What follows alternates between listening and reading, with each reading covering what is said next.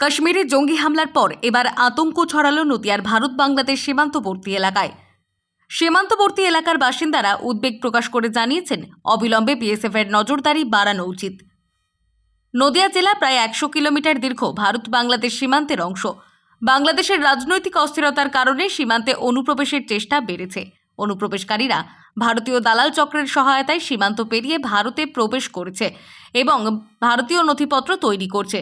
এই অনুপ্রবেশকারীদের মদত দিচ্ছে ভারতীয় দালাল চক্রের সঙ্গে জড়িত ব্যক্তিরা।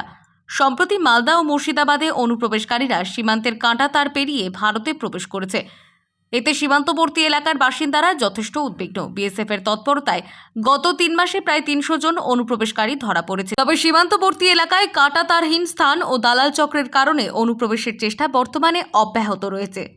গত মঙ্গলবারে কাশ্মীরের যে ঘটনা, যে হিন্দুদের উপর যে নৃশংসভাবে অত্যাচার বা নির্মমভাবে যে মৃত্যু, তাদের এই মৃত্যু দেখে আমাদের হাড় হিম হয়ে যায় এবং চারিদিকে মানুষের কি বলবো, এই দৃশ্য দেখে বা শুনে প্রত্যেকটা মানুষ চোখের জল রাখার মতন ক্ষমতা তাদের নেই।